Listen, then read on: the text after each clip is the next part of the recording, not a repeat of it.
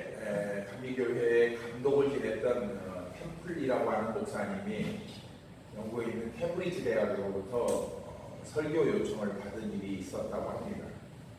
목사님은 감리교 감독을 지냈기 때문에 목회 경험이 많은 베테랑 목사였지만 그래도 전 세계에서 모인 가장 우수한 학생들이 있는 그 학생들 앞에서 어떤 말씀을 전해야 할지 잠시 고민에 빠졌다고 합니다. 그래서 이 문제를 놓고 깊이 기도하던 중에 목사님은 기도에 응답하시는 하나님이라는 제목의 설교를 준비했습니다.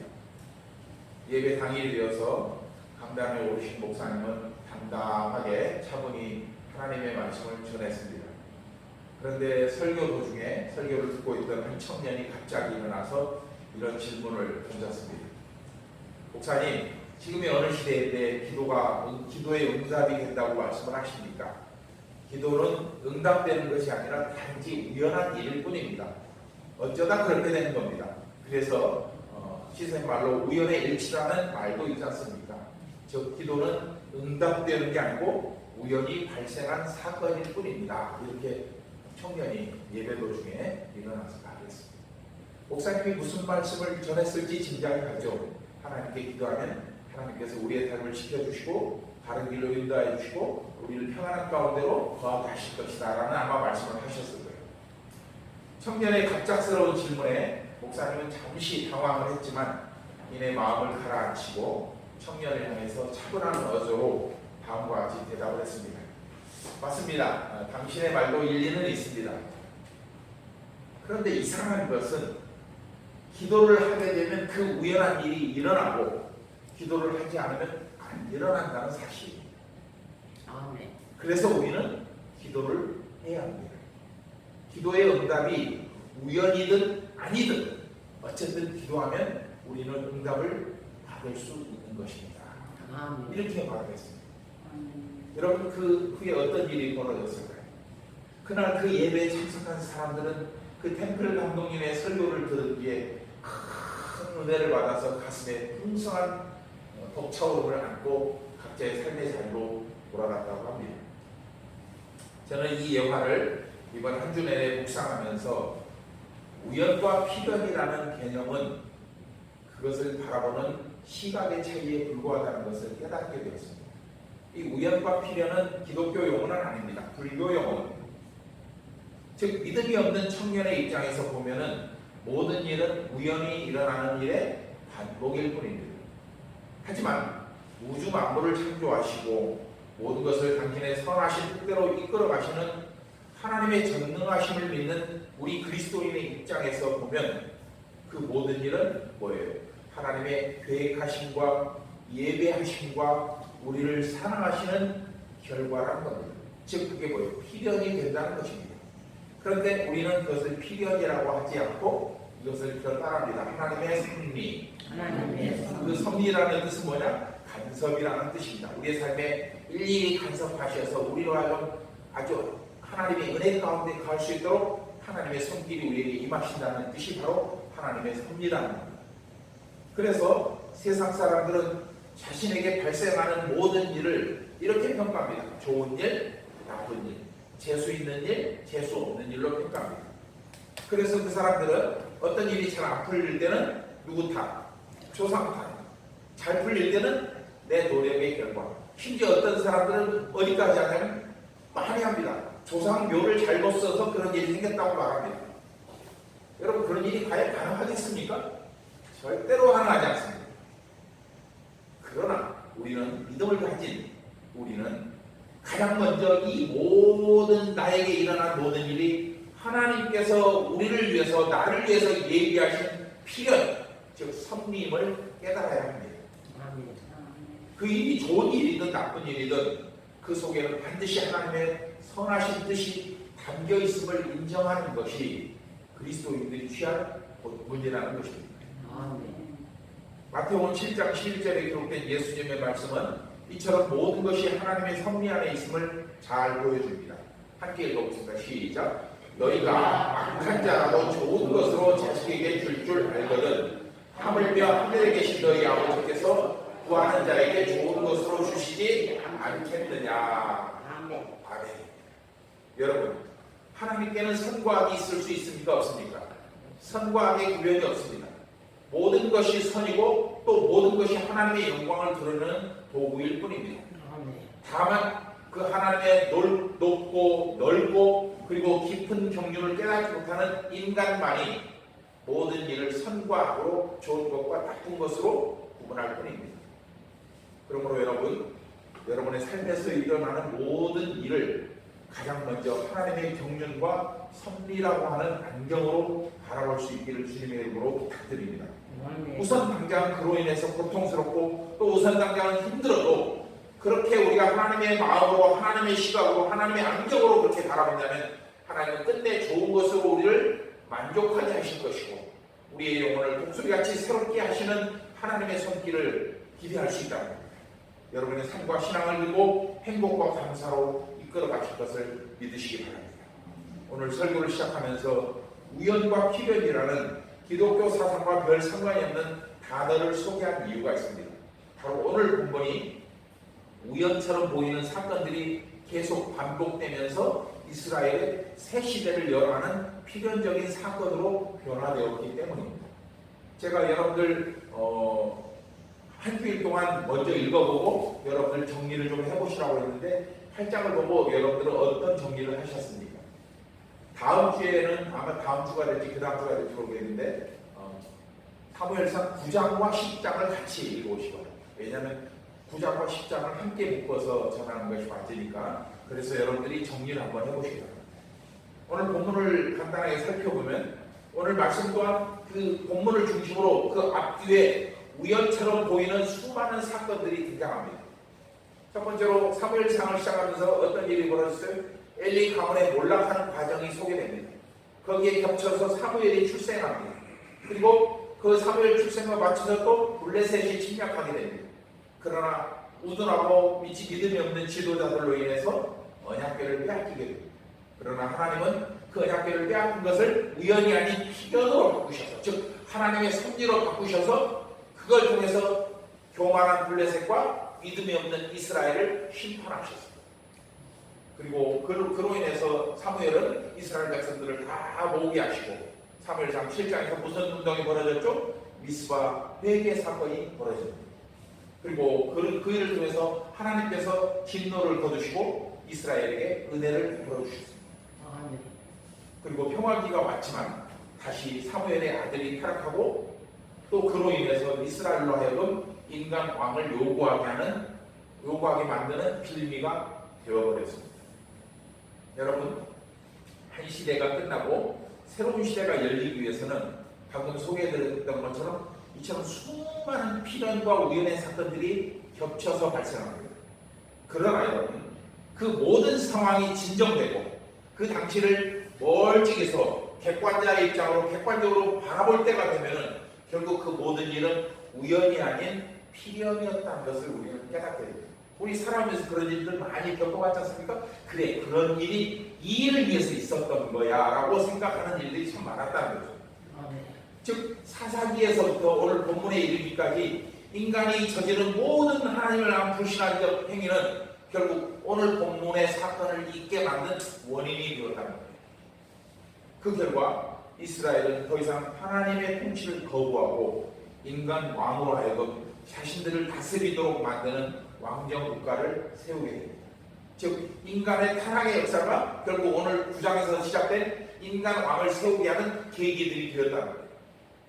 그 결과 성경을 그래서 여러분들 성경을 조금 더 거슬러 올라가 보면은 인간 왕으로 변화되는 시대, 즉 하나님이 아닌 인간을 왕으로 세운다는 것 또한 이미 하나님의 계획과 섭리 속에 있었다는 것을 우리는 성경을 통해서 볼 수 있습니다.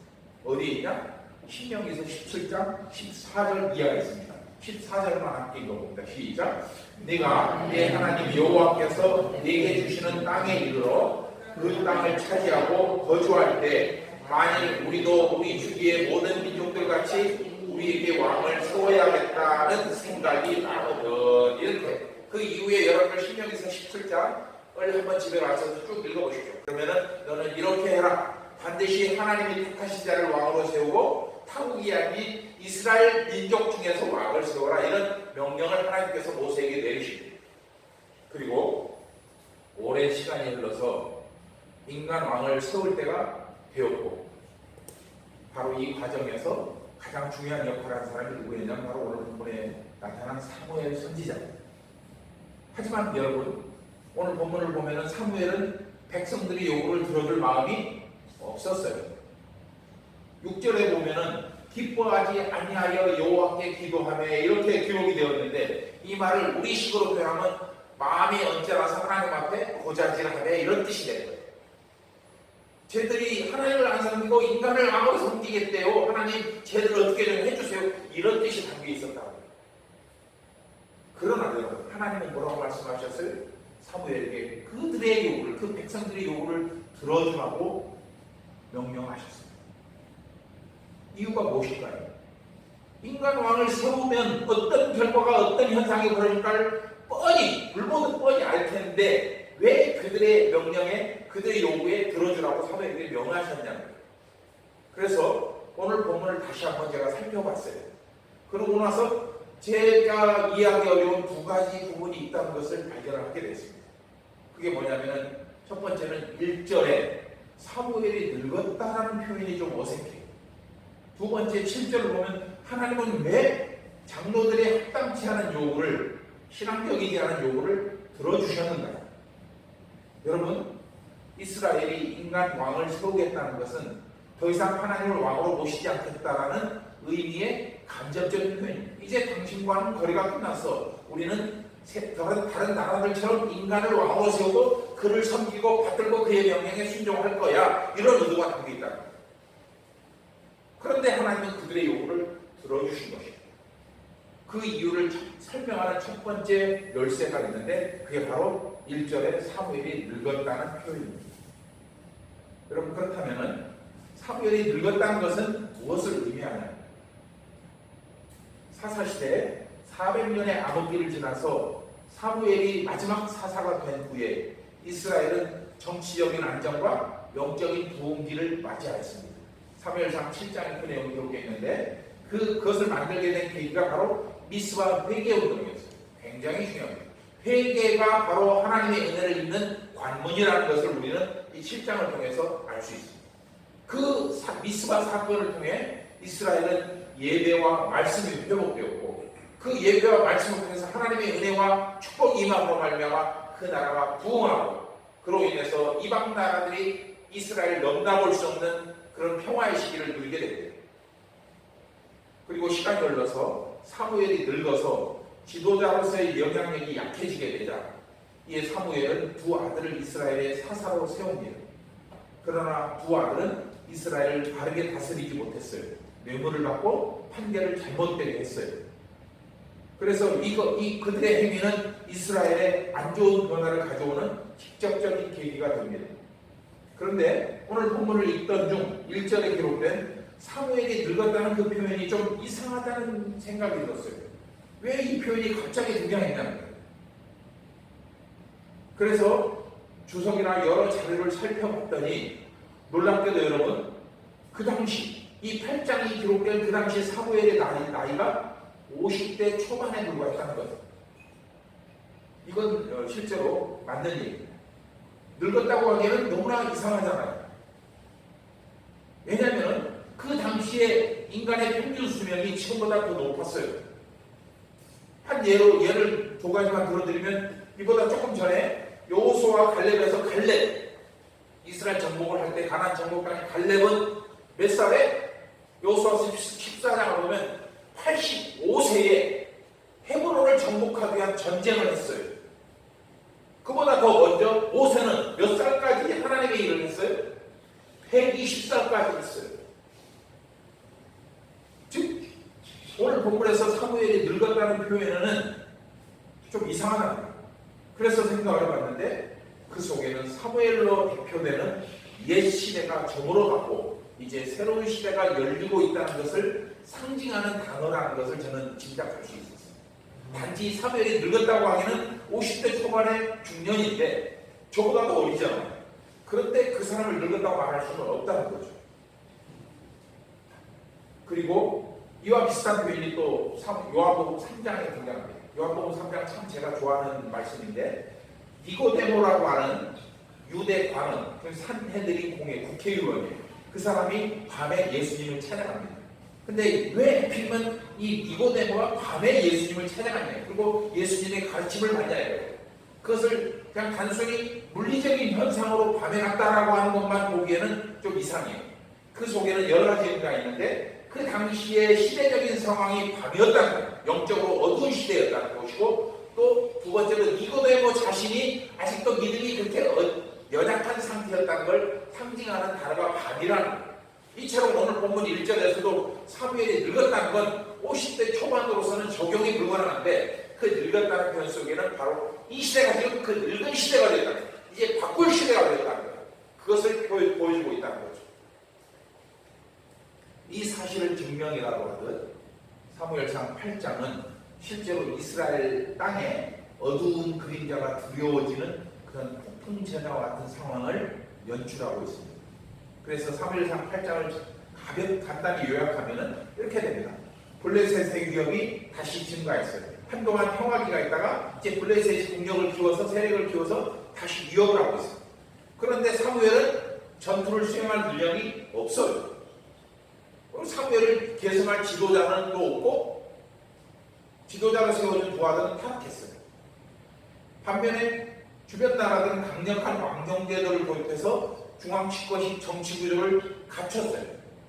그런데 지도자와 백성들은 그 나라를 바라보면서 부러워했어요. 이게 바로 8장에 나타난 8장을 요약한 내용들입니다. 이런 상황에서 여러분, 누구보다도 사무엘을 중심으로 신앙을 굳건히 세워나가야 할 이스라엘의 장로들은 오히려 사무엘에게 인간왕을 세워달라고 요구한 것입니다. 사무엘상 8장 4절로 5절 하겠습니다. 시작. 이스라엘 모든 장로가 모여 라마에 있는 사무엘에게 나아가서 그들에게 이르되, 보소서 당신은 늙고 당신의 아들들은 당신의 행위를 따르지 아니하니 모든 나라와 같이 우리에게 왕을 세워 우리를 다스리게 하소서 한지라. 이스라엘의 장로들은 사무엘을 중심으로 나라를 안정시키고 또한 백성들의 신앙을 돌보고 지도하는 역할을 감당해야 하는 존재들이었습니다. 또 나라에 어려움이 발생하면은 그들은 사무엘과 함께 하나님께 나아가서 하늘의 지혜를 구하는 것이 그들이 해야 될 먼저 최우선의 사명이었습니다. 전쟁을 하는 것이 아니고, 뭔가를 도입하는 게 아니고, 그 일이 생겼을 때 어떻게 해야 된다? 하나님께 나가서 기도하며 하나님의 은혜를, 하나님의 지혜를 구하는 것이 우선이었다는 거예요. 그런데 지금 당장 이스라엘의 위기가 닥쳐온 것도 아니었어요. 그럼에도 그들은 위기를 핑계 삼아서 하나님과 무관한 요구를 사무엘에게 했던 것입니다. 이것은 이스라엘의 장로들이 약하거나 아니면 애초부터 신앙 자체가 없었다는 것을 짐작할 수 있는데, 8절로 보면 그 증거가 나옵니다. 함께 있습니다. 시작. 내가 그들을 애굽에서 인도하여낸 날부터 오늘까지 그들이 모든 행사로 나를 버리고 다른 신들을 섬긴 같이 내게도 그러하는도다. 한 번도 그들은 하나님을 온전히 섬긴 적이 없었다는 것. 하나님은 초지일관 이스라엘을 돌보시고 젖과 꿀이 흐르는 땅으로 인도하시려고 그들을 앞서 행하시며 구름기둥과 불기둥으로 보호하시고 만나와 매출하기로 멈추고 모든 대적들로부터 보호해 주셨지만, 그러나 이스라엘은, 특히 하나님의 뜻을 따라 백성들을 다스려야 할 지도자들은 하나님이 아닌 세상을 바라보며 부러워했던 것입니다. 8장 8절을 보면은, 또 5절을 보면은 그들의 시각이 하나님을 향해 있는 게 아니고 세상을 향해 있는, 이웃나라를 향해 있는 것들을 보게 됩니다. 특히 5절 뒷부분을 보면 실제로 그들은 사무엘에게 요구하기 전부터 하나님이 아닌 이웃나라를 부러워했음을 우리는 알 수 있습니다. 즉 그들은 사사를 통한 하나님의 직접 통치보다 인간 왕을 통해 강력한 국가 시스템을 갖춘 이웃나라들을 부러워했던 것입니다. 이에 장로들은 사무엘에게 왕을 요구했고, 사무엘은 하나님이 그 요구를 거절할 것을 기대하면서 하나님께 그 사실을 고자질했습니다. 그런데 사무엘의 기도를 들으신 하나님은 사무엘의 생각과 달리 이스라엘의 왕을 세워줄 것을 명령하셨습니다. 여러분, 일평생 하나님만을 왕으로 섬기며 살아온 사무엘에게 인간 왕을 세우라고 하는 명령을 사무엘은 도저히 이해할 수도 없고 받아들일 수도 없었을 것입니다. 백성들은 인간 왕을 세워 나라를 안정시키고 그것을 이용해 점점 세력을 키워나가는 주변 국가들이 부러웠지만, 그러나 사무엘에게는 오직 하나님만이 이스라엘의 참된 왕이심을 알고 있었기에 장로들의 요구를, 백성들의 요구를 도저히 받아들일 수가 없었던 것입니다. 사무엘은 이 일로 인해서 이스라엘이 어떻게 변화될지, 어떻게 타락하게 될지 잘 알고 있었습니다. 그런데 하나님께서는 이스라엘에게 그 타락의 길을 허락하신 것입니다. 저는 이 첫 번째 사무엘이 늙었다고 하는 내용을 통해서 우리 삶과 신앙에 중요한 변화가 있을 때 그 전에 일종의 전조 현상이 나타난다는 것을 생각해 봤습니다. 즉, 우리 삶의 모든 변화는 어느 날 갑자기 한번 탁 바뀌는 게 아니라 그 일이 일어날 수밖에 없는 여러 번의 예고 현상이 먼저 나타난다는 것입니다. 예를 들어서 갑작스러운 사고가 일어나든지, 또 뜬금없이 어떤 사람과 갈등이 있다든지 어려운 일이 생길 때, 어쨌든 신앙생활을 방해하는 일들이 일어날 때 사람들은 그것을 좋은 일, 나쁜 일, 재수 있는 일, 재수 없는 일, 이 두 가지로 판단하지만, 그러나 그리스도인들은 먼저 믿음의 눈으로 그 일을 바라보고 이해하는 것이 필요하다는 것입니다. 왜냐하면 어떤 문제를 바라보는 시각은 그 문제를 해결하는 방법이나 순서를 정하는 절대적인 원인이 되기 때문에 어떻게 보느냐에 따라서 해결하는 방식도 달라진다는 거예요. 즉, 어떤 문제를 단지 우연한 사고로만 이해하게 되면 그 문제를 해결하는 방법 또한 우연히 해결해야 되고 또는 자기의 능력으로 해결해야 되는 거예요. 하지만 어떤 사건을 믿음의 눈으로 바라보게 된다면 그 문제를 해결하는 방식은 어떻게 해야 돼요? 가장 먼저 하나님을 의지하게 되고 신앙의 힘을 빌려서 노력할 수밖에 없다는 거예요. 아멘. 여러분들이 어떻게 살아가고 있습니까? 문제가 생겼을 때 무엇을 먼저 바라보십니까? 여러분들이 믿음의 눈으로 사건을 바라봤다면 여러분의 삶에는 믿음의 대로가 열릴 것입니다. 그러나 우연으로 바라봤다면, 인간적으로 바라봤다면 여러분의 삶은 그대로 여러분이 스스로 해결해야 되는, 여러분 스스로가 책임을 져야 되는 그런 문제가 될 것입니다. 그러나 우리가 찬양에서 죄짐 맡은 우리 구주 어찌 좋은 친구인지, 우리의 모든 삶을 맡아주시는 주님께 우리의 모든 문제를 먼저 맡긴다면 우리는 그로부터 자유함을 얻을 수 있습니다. 그 문제가 해결되든 아니든 그건 우리와 상관이 없어요. 왜? 그 문제의 책임은 누가 지기 때문에? 하나님께서 지기 때문입니다. 그리고 그런 행위가 반복되면 어떤 사람은 결국 하나님을 불신하는 대적자가 되어버리고, 다른 사람은 어떻게 돼요?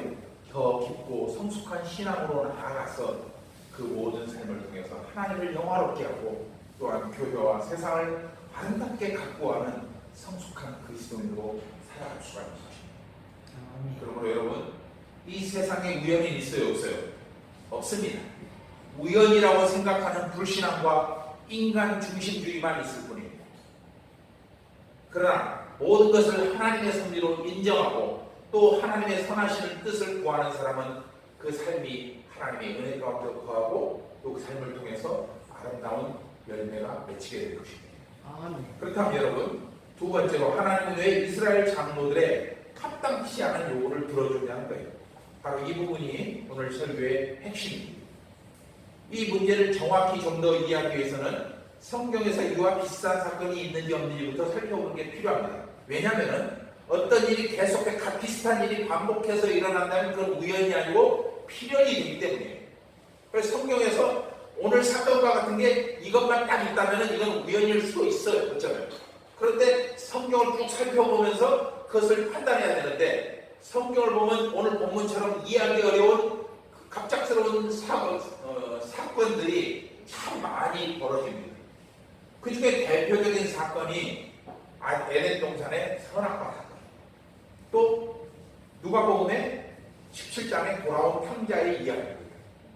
먼저 선악과 사건 한번 보면은 하나님은 그 에덴 동산 선악과 사건으로 인해서 장차 어떤 일이 벌어질지 알고 있었어요? 모르고 있었어요? 알고 계셨어요. 어떤 일이 벌어졌죠? 이 땅에 죄가 들어왔다. 죄와 사망이 들어왔습니다.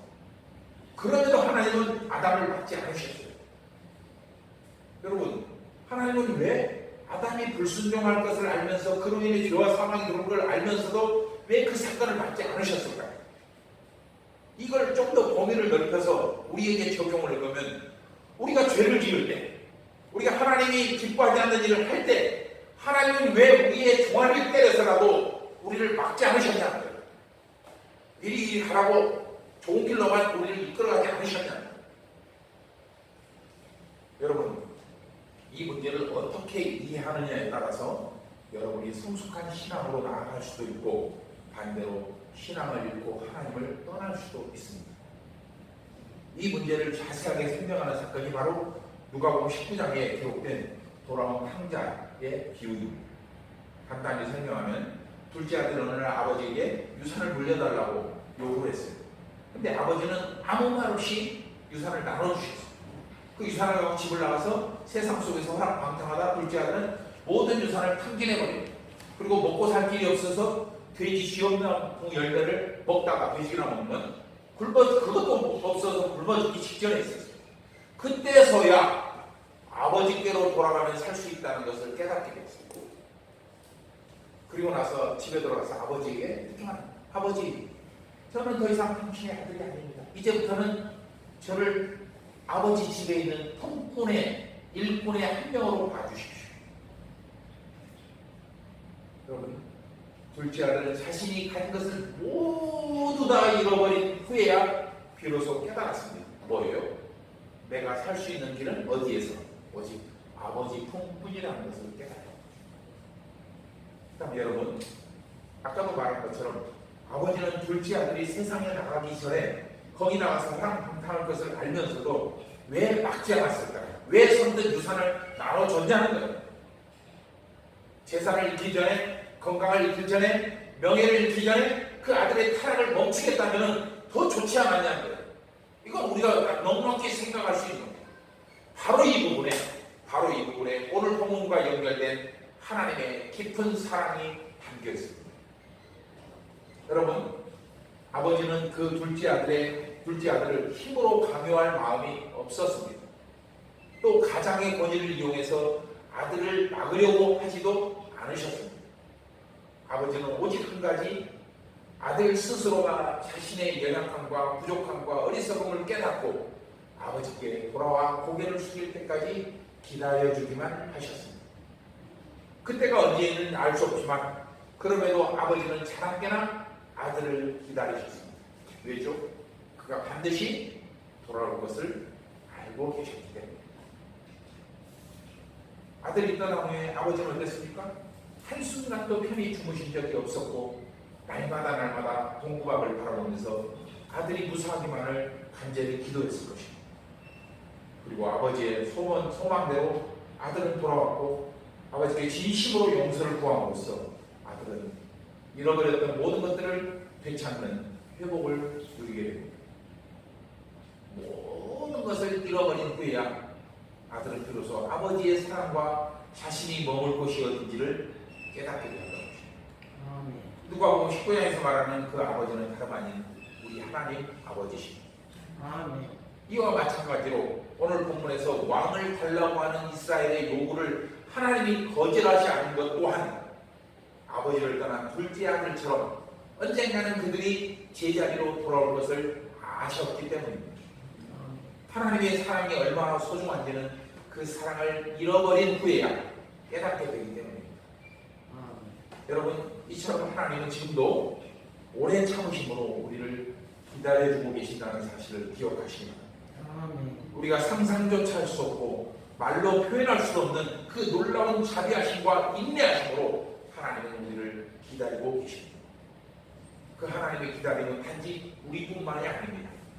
믿음이 성숙하지 못한 자들과, 아니 더 크게는 당신을 대적하고 당신을 믿지 않는 불신자들까지도 지금도 기다리고 계신다. 그 하나님의 너그러우심, 우리가 못 고를 때까지 기다려주는 그 자비하심, 바로 이것이 지금 우리가 살아있는 이유가 있습니다. 그런데 성도들 중에서는 뭔가 잘못을 저질렀을 때 하나님이 곧바로 천벌을 낼 것 같은 두려움에 사로잡힌 모습들을 간혹 봅니다. 하다못해 주일날 한 번 빠지면 하나님이 막 벼락이라고 붙일 것 같은 그런 두려움에 사로잡힙니다. 이런 생각에 사로잡힌 성도는 하나님을 사랑하고 경외하는 것이 아닙니다. 그저 하나님을 두려움의 대상으로 신뢰하는 하나님으로 바라볼 뿐입니다. 제가 전에도 말씀드렸죠. 하나님의 심판은 하나님을 믿는 우리와 상관이 있다 없다? 없다는 거예요.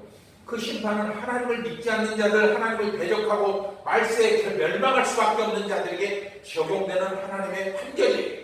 그러나 그 판결의 자리에서 우리는 뭘 하느냐? 하나님이 주시는 영생 복락을 누릴 수 있다. 여러분, 전에도 말씀드린 것처럼 하나님을 경외하는 것과 두려워하는 것은 완전히 정반대의 개념이라는 것을 꼭 기억하시기 바랍니다. 하나님을 향한 경외심은 그 바탕에 뭐가 깔려 있어요? 하나님을 향한 사랑과 하나님께 말씀에 따르는 순종이 깔려 있어요. 경외심은. 그러나 두려움은 뭐예요? 그 바탕에 하나님을 미워하고 하나님을 두려워하고 그리고 불순종이 깔려 있습니다. 그래서 하나님을 경외하는 자는 구원의 열매를 맺게 되지만 하나님을 두려워하는 자는 끝내 심판과 멸망만 있게 될 겁니다. 여러분, 하나님의 자비하심과 너그러우심은 우리의 생각과 능력으로는 그 한계와 깊이를 짐작조차 할 수 없습니다. 아들을 십자가에 내어주기까지 인내하신 그 하나님, 그럼에도 불순종한 인간을 위해 성령을 보내주시고 깨닫게 하시고 동행하시는 그 하나님, 그 사랑을 우리가 조금이라도 깨닫는다면 우리는 어떤 상황에서도 하나님 앞으로 나아갈 수 있는 담대함을 잃지 않을 것입니다. 따라서 예수님의 십자가는 전설이 아닌 실험 아닌 역사 속에서 실제로 일어난 하나님이 우리를 사랑하신 자기 사랑의 표현이라는 것입니다. 즉 로마서 5장 8절 말씀처럼 우리가 하나님께 상받을 일도 하지 않았고 심지어 자신이 어떤 존재인지 깨닫지 못한 때부터 하나님이 이미 그처럼 무지한 우리를 부르시고 구원하시고 당신의 자녀로 삼으실 것을 작정하셨다는 겁니다. 그리고 예수 그리스도의 십자가를 통해서 그 진리를 증명하셨습니다. 그 예수 그리스도의 십자가로 인해서 죽은 자가 살아나고 죽음을 살아가는 자가 생명을 살아가는 것, 이것이 바로 뭐냐? 구원이라는 것입니다. 우리가 구하지도 않았고 자격도 없으며 깨닫지도 못했지만 하나님의 작정하심이 바로 이 일을 가능케 했던 것입니다. 그래서 우리는 그것을 은혜로운 선물이라고, 은사라고 말합니다. 그런데 우리가 이 놀라운 진리를 깨닫지 못하는 것은 우리 마음속에 여전히 이분법적인 사고가 지배하고 있기 때문입니다. 즉 죄인은 어떻게? 마땅히 벌을 받아야 합니다. 의인은 마땅히 상을 받아야 한다는 고정관념이 있습니다. 근데 더 가증스러운 것은 뭔지 아십니까? 그렇게 판단하는 그 마음속 깊은 곳에 나는 누구예요? 나는 객관적인 사람이에요. 나는 중립적인 사람이에요. 나는 모든 걸 객관적으로 판단할 수 있어. 이렇게 생각하고 있다는 거예요. 그러니까 죄인은 벌을 받고 의인은 상을 받아야 된다고 하지만 그보다 더 악한 것은 나는 그 중립에 서 있는 사람이야. 모든 것을 판단할 수 있는 사람이라고 말한다는 것이 더 악하다는 거예요. 하지만 그럼에도 그런 우리가 심판을 받지 않고 이 예배자리에 나와 앉아있을 수 있는 것은 바로 우리가 그런 사람임에도 불구하고 하나님의 은혜가 우리를 붙들어주고 계시기 때문에 내가 이곳에 나온 게 내 능력이 아니라 하나님의 은혜로 나왔다는 거예요. 여러분, 하나님의 은혜는 그러므로 결코 되돌릴 수가 없습니다. 즉 하나님의 허락 없이 우리는 다시 죄인의 신분으로 돌아갈 수도 없습니다. 제가 전에 그 말씀드렸죠. 제가 한때 고민을 했던 적이 있다고 했어요. 하나님의 은혜를 경험하지 못했다면 내 것대로 살아도 될 텐데 이미 하나님의 빛을 쪼이고 나서 내 마음속에 많은 생각들이, 세상적인 생각들이 있대 그것을 떨칠 수도 없고 그걸 온전하게 신앙생활을 할 수도 없고 막 가운데에서 중간에서 고민하고 있을 때 차라리 내가 하나님을 안 만났다면 얼마나 내 마음이라도 편했을까, 이런 생각을 해본 적이 있다고 했어요. 여러분들도 아마 그런 생각을 갖고 살아가는 분들이 지금도 있을 겁니다.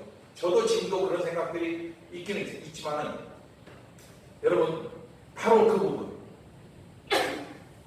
우리는 다시 죄인의 신분으로 돌아갈 수 없다는 그 말씀을 거기서 기억하시기 바랍니다. 내가 비록 부족하고 연약하고 날마다 하나님을 기뻐하지 않는 일을 하고 살아도 하나님은 그런 나마저도 손을 놓지 않으시고 끝까지 붙들고 계시다. 아멘. 비록 이스라엘이 지금 당장은 하나님을 외면한 채 세상 왕, 인간 왕을 요구하고 있을지라도 하나님이 그들을 택하셨기 때문에 하나님 스스로가 그들을 포기하지 않는 한 이스라엘은 여전히 누구의 보호에 있어요? 하나님의 보호와 힘 안에 들어있다는 겁니다. 그 이스라엘과 똑같은 하나님의 섭리가 지금 이 시대를 살아가는 저와 여러분에게도 똑같이 적용된다는 것에 하나님께 영광을 돌리십니다. 아멘. 즉 우리가 어떤 죄를 지어도 하나님이 우리를 붙들고 계시기 때문에 우리는 끝까지 하나님의 보호하심 안에, 인도하심 안에 있다는 겁니다. 그러므로 여러분, 우리의 신분은 이미 확정되었어요. 우리가 어떤 잘못을 저지른다고 해도 우리는 죄인으로 돌아가지 않습니다. 꼭 기억하시라. 여러분이 어떤 삶을 산다고 해도 그것이 여러분들의 신분의 변화를 가져오는 요인이 되지 않는다는 거예요. 여러분들은 하나님의 거룩한 백성, 하나님의 자녀가 되었다는 거예요. 내가 아니, 하나님이 그렇게 인정해 주시는, 절대로 변개치 않는 하나님의 약속이 여러분들의 인생 가운데 임했다는 겁니다. 결국 그러므로 우리는 그 하나님의 작정하심 안에서 못난 그리스도인으로 살 것이냐, 아니면 잘난 그리스도인으로 살 것이냐의 문제만 남습니다. 그리고 이것을 스스로 판단하고 결정할 수 있도록 우리에게 주신 게 있는데, 바로 그게 우리의 자유의지라는 겁니다. 그건 너희들이 판단할 문제야. 나는 너희들을 택했어. 너희들을 구원할 거야. 그러나 너희들이 어떻게 살아갈 것은 너희들 스스로 결정하고 판단해. 이렇게 말씀하고 있습니다. 여러분, 하나님 편에서 볼 때 부끄러운 구원은 없습니다. 그리고 구원의 등급도 없습니다. 금면류관, 은면류관 없습니다. 거짓말입니다. 하나님 편에서 볼 때 구원은 모두 다 소중하고 천하를 주고도 바꿀 수 없는 보물입니다. 다만 그 구원의 은총을 받았음에도 여전히 세상과 하나님 사이 양단을 걸치고 있고, 그로 인해 하나님 앞에 충성하지 못하고 불순종하고 하나님이 기뻐하는 일을 하지 못하는 인간 스스로가 부끄러워할 뿐이라. 그렇다고 해서 온전하지 못한 믿음으로 해서 낙심하거나 좌절할 필요는 없습니다. 하나님은 그런 우리마저도 사랑하시고 그런 우리마저도 구원하셔서 함께 천국으로 인도하실 것이기 때문입니다. 여러분, 기도 또한 한 것만큼 받는 게 아닙니다. 열매가 아닌 신앙을 위해 발버둥치는 그 모습 자체를 하나님은 기뻐하십니다. 거룩한 삶을 위해 피나는 노력을 하지 말라는 뜻은 결코 아닙니다. 최선을 다하되 그것을 이루지 못했다고 좌절하거나 낙심할 필요가 없다는 뜻입니다. 왜? 우리는 열심히 했지만 그것은 하나님이 보실 때 얼마나 하찮은 거겠습니까? 그보다 너희 영혼이 천하보다 소중하지 않냐고 하시는 하나님의 음성을 들을 수 있기를 주의 보내 축복합니다. 여러분, 우리가 날마다 실패와 성공 사이에서 고민하고 갈등한다고 해도 결국 그 모습은 어항 속의 금붕어에 불과합니다. 한번 그려보십시오. 어항 속의 금붕어. 금붕어가 그 조그만 어항을 벗어나서 온전한 자유가 보장되는 호수로 가기 위해서는 그 스스로는 어떤 경우에 불과합니다. 오직 한 가지, 주인의 자비로운 손길이 반드시 필요한 것처럼 우리의 신앙에 참된 자유를 누리기 위해서는 우리의 생명을 창조하시고 우리의 삶의 주관자가 되시는 하나님의 손길이 있어야 된다. 즉 하나님이 우리를 구원하실 능력과 권세를 가진 분임을 우리가 매 순간 기억하고 또 인정하는 것, 바로 이것이 우리 신앙의 본질이라는 것입니다. 여러분, 기쁨만 넘치는 삶으로는 인생의 참된 의미를 못 깨닫는 것처럼 눈물 없이는 더 깊은 신앙으로 나아갈 수 없습니다. 여러분이 지나온 날들을 한번 생각해 보십시오. 성공했던 일보다 실패한 일, 좌절했던 일로 인해서 여러분이 얼마나 더 많은 교훈들을 깨닫게 되었습니까? 참 세상 쉽다고 말할 때보다 이 세상이 왜 이렇게 어렵지라고 말할 때 그 한숨이 여러분의 삶을 얼마나 더 깊고 가치 있게 만들었냐는 거예요. 세상 힘내하는 사람 얼마나 많습니까? 그 사람들 다 뉴스에 나오는 범죄자들이에요. 쉽게 살려고 하는 사람들. 그러나 뉴스에 나오진 않지만 이 세상을 건전하게 아름답게 선하게 만드는 사람들은 그 세상이 어려운 속에서 피눈물을 흘리면서도 인생의 진리를 깨달으면서 이 세상을 건강하게 만들어간다. 바로 여러분들이십니다. 아멘. 연애할 때는 죽고 못 살던 사람도 결혼 후에는 실망하고 그 실망이 깊어지면 이별을 생각하게 됩니다. 왠지 아세요? 결혼할 때 그 사람의 본질이 아닌 허상과 결혼해요. 그러나 그 실망을 믿음을 의지해서 한 단계만 벗어나면 그 사람의 모든 것이 사랑스럽고 모든 것이 용납되며 또 그를 통해서 하나님을 만날 수가 있게 될 것입니다.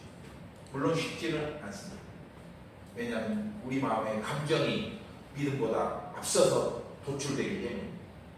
하지만 그런 이율배반적인 상황에서도 우리가 낙심하지 말아야 할 이유는 무엇보다도 하나님이 우리와 함께 하시며 우리를 열심히 응원하고 계시기 때문입니다.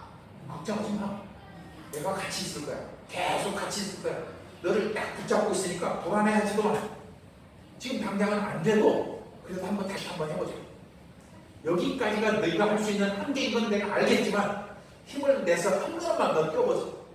그러면 너희는 내가 약속한 그 한단 열매를 맛보게 될 거야. 아멘.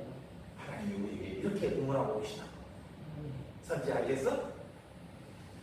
그러므로 여러분은 고난의 자리에서 주님의 음성을 들어야 하고 이율배반적인 상황에서 우리를 위로하시는 주님을 만나야만 합니다.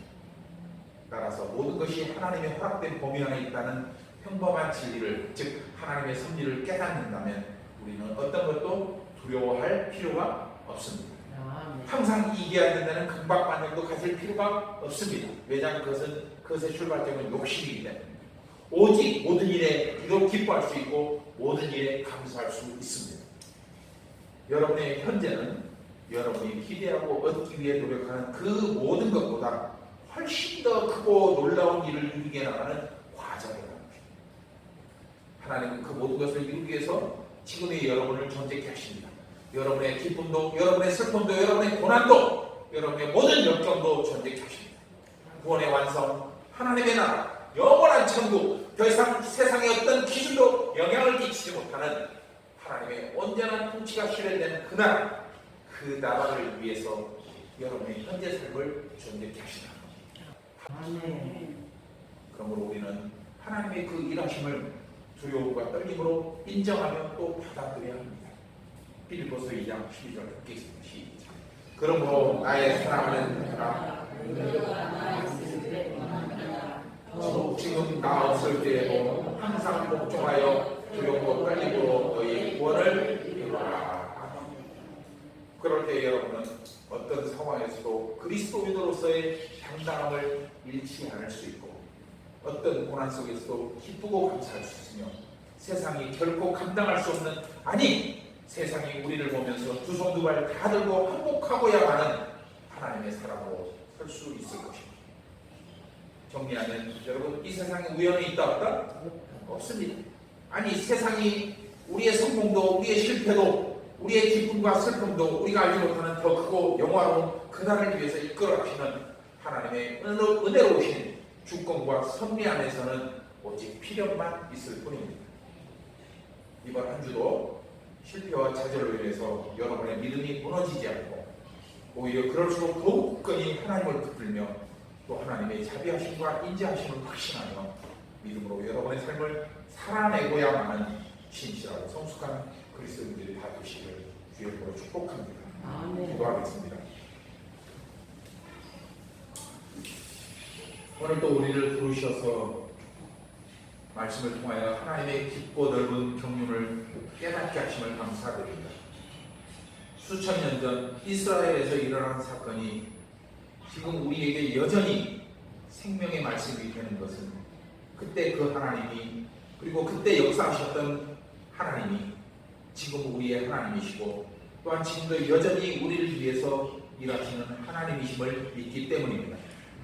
오늘 말씀을 통하여 우리의 본질적 속성을 깨닫게 하사 우리로 하여금 죄인의 삶이 아닌 하나님과 동행함으로 말미암아 거룩하고 축복된 삶을 살게 하심을 감사드립니다. 그러나 여전히 우리 안에 있는 죄성으로 인해 하나님을 두려워하고 또 피하려는 마음이 매 순간마다 우리의 믿음을 넘어뜨리려고 합니다. 우리 약함을 아시는 주님, 이 시간 다시금 우리의 믿음을 붙들어 주시옵소서. 주님 없이는 한순간도 우리 자신을 지켜낼 수 없음을 깨닫게 하여 주시옵소서. 그리하여 언제 어디서든 주님을 찾게 하시고 주님을 의지하게 하시며 오직 주님 한 분만으로 만족하며 살아가는 우리가 되게 하여 주시옵소서. 서로 우리가 죄악된 길을 걸어갈지라도 하나님은 결코 우리를 버리지 않으신다는, 끝까지 우리를 붙들어 주신다는 오늘 말씀의 진리를 기억나게 하셔서 돌아온 형제처럼 주님 앞에 담대히 나아갈 수 있는 믿음의 용기를 허락하여 주시옵소서. 우리 설린의 성도들 모두가 그렇게 성숙하고 담대한 생활을 갖게 하심으로 저들이 숨쉬며 살아가는 모든 순간마다 하나님의 영광을 드러내는 복된 인생들이 되게 하여 주시옵소서. 제가 우리 설린의 성도들 위하여 축복합니다. 그들의 삶에 하나님의 은혜가 넘치게 하여 주시옵소서. 하나님의 축복이 넘치게 하여 주시옵소서. 하나님의 자비하심과 인자심이 넘쳐나게 하여 주시옵소서. 하나님 아버지 뱃속에 있는 태아부터 출산을 한 신생아와 또 어린이, 청소년, 장년부, 노년부 우리 모든 설린 속한 모든 성도들, 또한 우리 교회를 위해서 기도하고 후원하고 돕는 모든 손길들, 그들 모두가 하나님 안에서 함께 평안을 누리게 하시고 저들을 통해 하나님의 영광이 드러날 수 있도록 도와주시옵소서. 그들에게 건강을 주시고 더 신실한 믿음을 주시고 하나님의 공행하신 은혜가 있게 하시고 하나님을 어떤 상황 가운데서 의지할 수 있도록 더 깊은 믿음을 허락하여 주시며 어떤 상황에서 하나님을 우리를 붙드신다는 확신을 갖게 하여 주시옵소서. 오늘도 하나님 주신 그 은혜에 감사하며 하나님 앞에 열심히 해서 얻은 소득의 일부를 예물로 바쳐 올립니다. 예물을 통해서 하나님의 나라가 더욱더 확장될 수 있도록 도와주시고 하나님께서 원하시는 사역들이 날마다 하나님 번창하게 하여 주시옵소서. 우리 성도들 한 주간 삶을 살아갈 때 하나님 아버지 저들의 삶에 하나님의 은혜와 축복이 있게 하여 주시옵소서. 오히려 저들의 삶을 대적하는 자들을 위해서 넉넉히 용서하고 이해하고 그들을 위해서 오히려 기도하는 삶을 살아가게 하여 주시옵소서. 어려운 이 나라를 주님 붙들어 주시고 참으로 고통받고 핍박받는 세계 열방들을 주님께서 붙들어 주셔서 저들이 속히 그 모든 어려움으로부터 벗어나 다시금 일상을 회복하며 마음껏 하나님을 찬양할 수 있는 날이 속히 다가오도록 도와주시옵소서. 감사드리고 예수님의 이름으로 축복하며 기도드리옵나이다. 아멘.